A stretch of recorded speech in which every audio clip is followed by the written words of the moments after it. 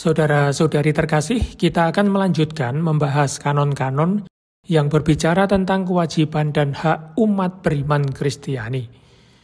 Kita lanjutkan dengan kanon 217.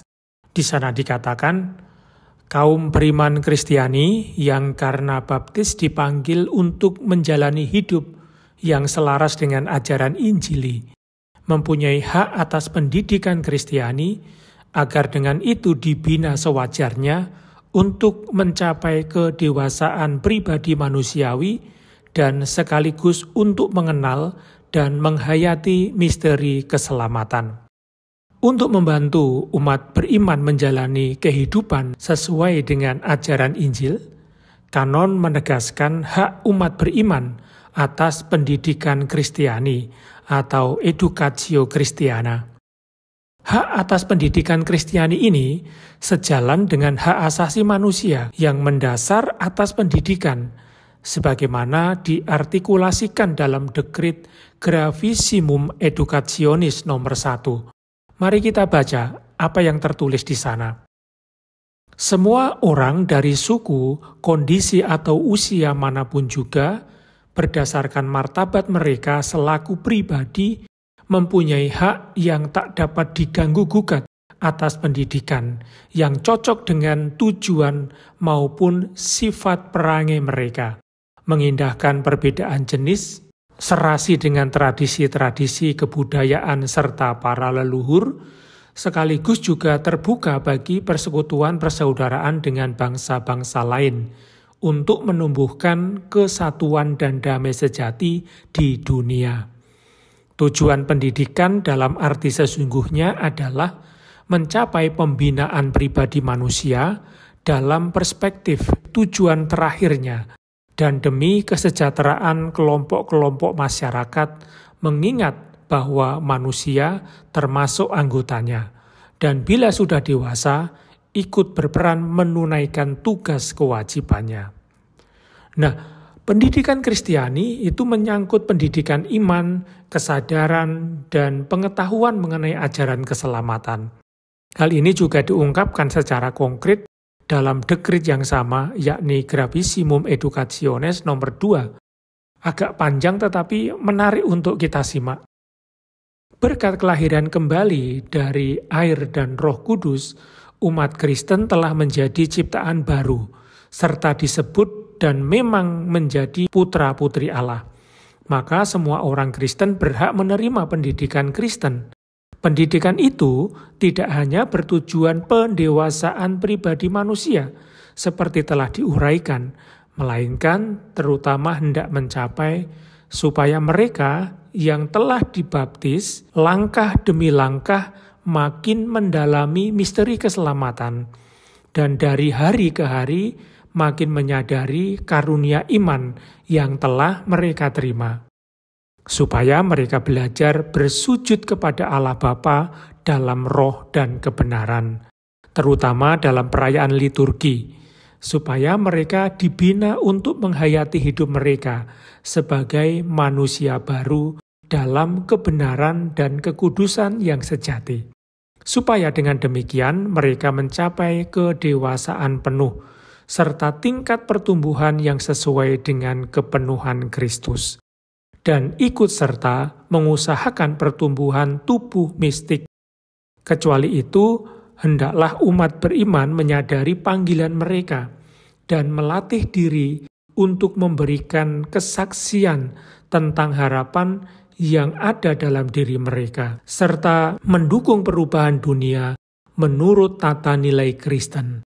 Demikianlah nilai-nilai kodrati akan ditampung dalam perspektif menyeluruh manusia yang telah ditebus oleh Kristus dan merupakan sumbangan bagi kesejahteraan segenap masyarakat.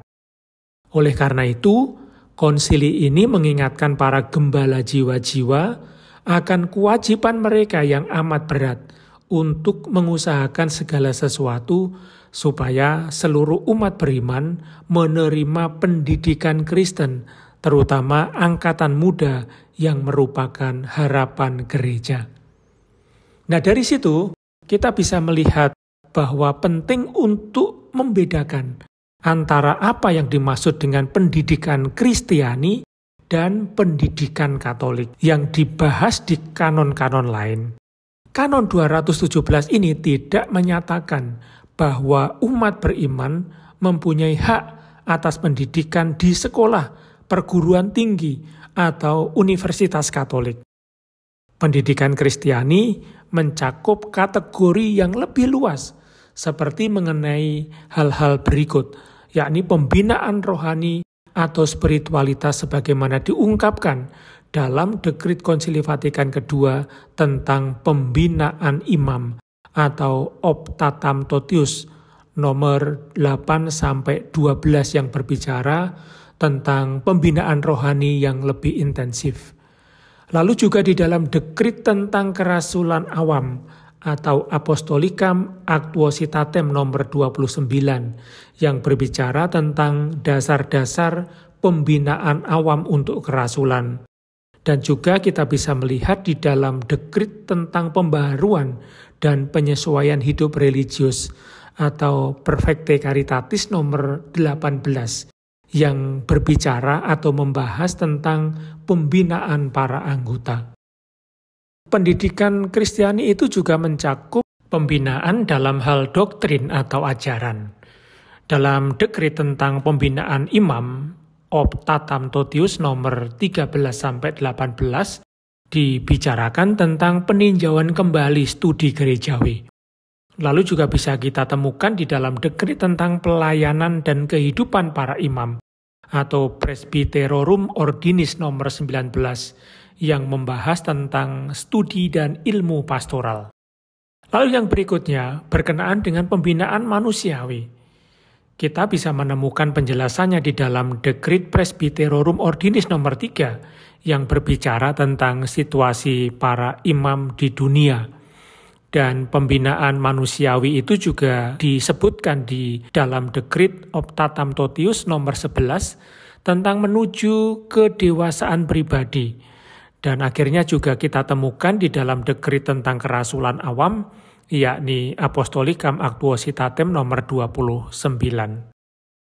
Dan yang terakhir, pendidikan Kristiani itu juga menyangkut pembinaan apostolik atau kerasulan yang bisa kita temukan di dalam Dekrit Optatam Totius nomor 19 sampai dengan 22 yang berbicara tentang pembinaan pastoral. Lalu juga di dalam Dekrit Apostolicam Actuositatem nomor 28 sampai 32 yang berbicara tentang pembinaan untuk merasul. Dan akhirnya di dalam Dekrit Perfecte Caritatis nomor 18 sekali lagi tentang pembinaan anggota. Selain hak untuk menerima pendidikan Kristiani, ada banyak contoh di mana terdapat kewajiban untuk memiliki pengetahuan Kristiani. Pengetahuan tersebut bukan hanya mengikat peresapan ke dalam hati nurani saja, tetapi juga dituntut secara yuridis untuk beberapa hal.